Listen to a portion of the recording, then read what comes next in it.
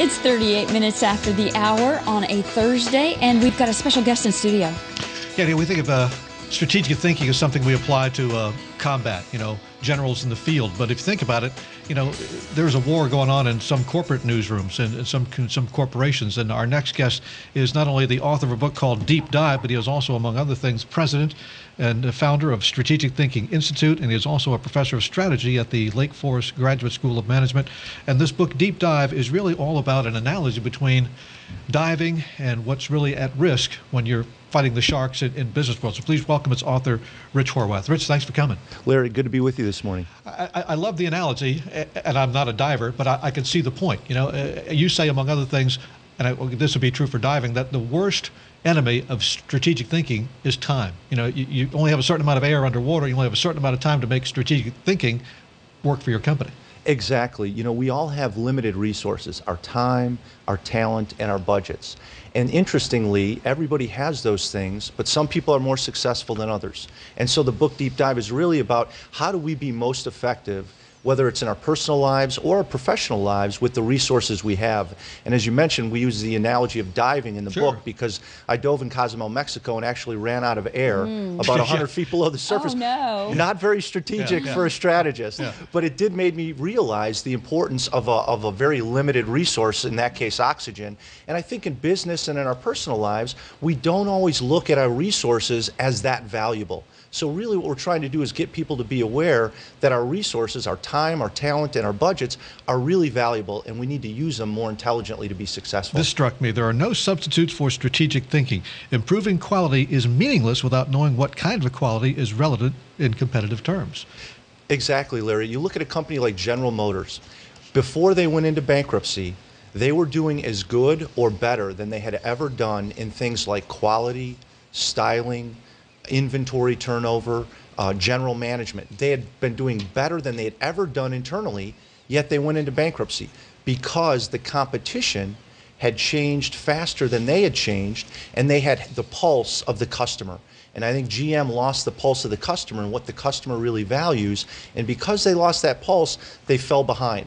So when we think about ourselves both professionally and personally, we always need to think about the folks around us and what are they doing. And by being aware of what else other people are doing, we can gauge how are we doing, because that's really how things are evaluated in life, whether it's a promotion or that next job opportunity. Still, it's hard for some of us to grasp this idea of strategic thinking. We can set goals and say we'd like to be doing great, and we can compare ourselves, but really, how do you think about how do I get from here to there? It's a great question, and really, as you mentioned, Lori, the first thing is to set your goals. I think a lot of people have in their minds floating around what we want to do, but until you put pen to paper and write down what exactly are your goals, what are you trying to achieve in life? Is it more time with family? Is it that next promotion? Is it to lose weight? If we write those things down, now all of a sudden they crystallize in our minds. It's like going to the store and not having something written down on the store list. Chances are you're not going to come home with it because it wasn't written down. And so, to your point, the first thing is to have those things written down. What are you trying to achieve? And then next is really understand, where do I need to focus? We're so used to doing things that other people want us to do because we want to be nice, we want to be team players, especially in a business setting. But the really successful leaders and companies are the ones that have a disciplined approach to be able to focus and say no to the things that they're not going to do to be successful. And like I say, strategic thinking is all about using those limited resources to make you more competitive. And you have a good example of, or an analogy of the Ferrari. Now, Ferrari's a great looking car. It go 100 miles an hour, but you have no key. It's not worth anything to you. So you've got to strategically think, how do I get this thing started so I can use these resources to go fast and impress my girlfriend? Exactly, because the resources, again, always start with what are we trying to achieve, how are we going to get there, as Lori mentioned earlier. If we don't identify what's the pathway that's going to take us there, to your point, Larry, we can have a great Ferrari, but if we don't know where it's headed, if it's headed over a cliff, that's going to be trouble. So we need to be able to see the big picture, and we can do that by understanding what's going on around us and really taking time to sit back and reflect, what do we want to do? how are we going to get there? And it's just a matter of taking time out of our busy, busy schedules. We're like hamsters on wheels, but if we take time to actually sit down, engage these things, then we won't be like the bumper car at the state fair. Yeah. We'll be more like that Ferrari that's on a set Yeah, course. but if you're going over the cliff, we call that going Thelma and Louise. Well, Right. but the important thing I would think is for corporate executives and upper echelon managers to recognize the value of that strategic thinking. I love your example of the guy at the Pfizer opening. And all these guys with all this great corporate experience were passed over for the guy who had the least corporate experience but had the best example of strategic thinking. That's exactly right. When we look at human resources and when we hire people for jobs, what we're finding today is that experience is used as the #1 factor to bring somebody in. You got 20, 25 years experience, great, we'll hire you.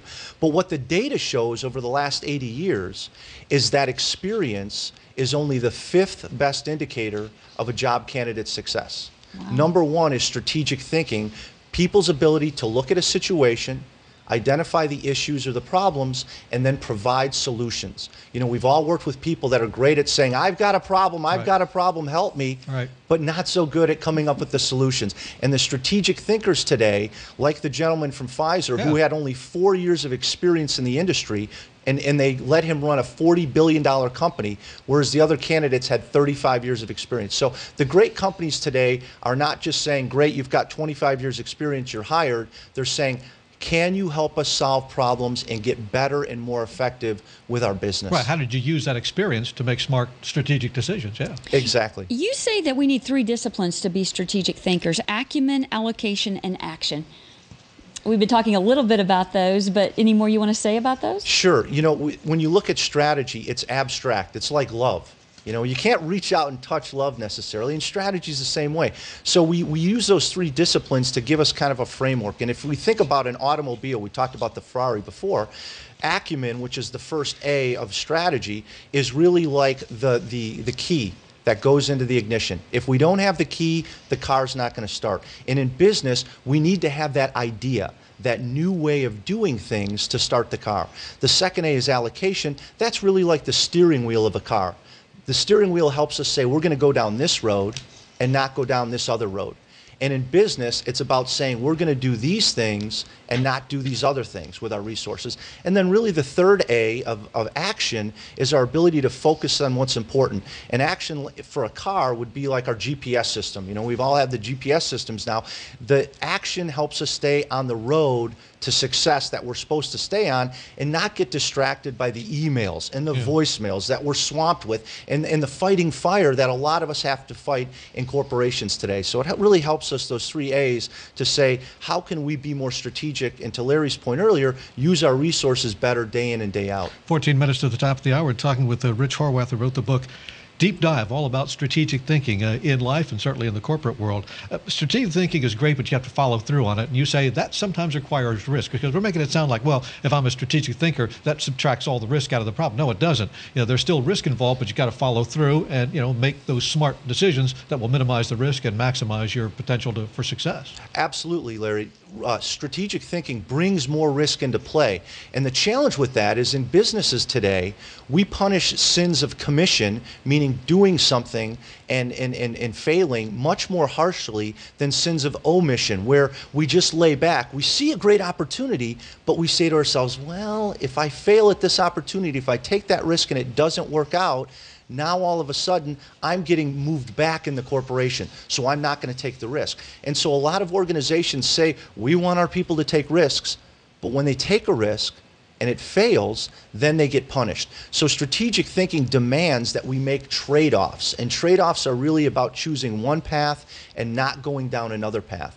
And the companies that really are successful, companies like Apple, are the ones that have made strong trade-offs and chosen what not to do. And Steve Jobs, the CEO of Apple, has said the reason they were able to develop the iPod, which drove them to great success, is because they decided not to do a Palm Pilot, which was another version of a PDA years before. He said if we would have committed the resources to doing that, which a lot of people in Apple wanted to do, they wouldn't have had the resources to do the iPod. And imagine how different Apple would look today with no iPod. So their success, like our success, is based just as much on what we choose not to do, so we can focus our time and our talent on the things that are going to make us most successful. Of course, in business, ultimately, everything comes down to the customer.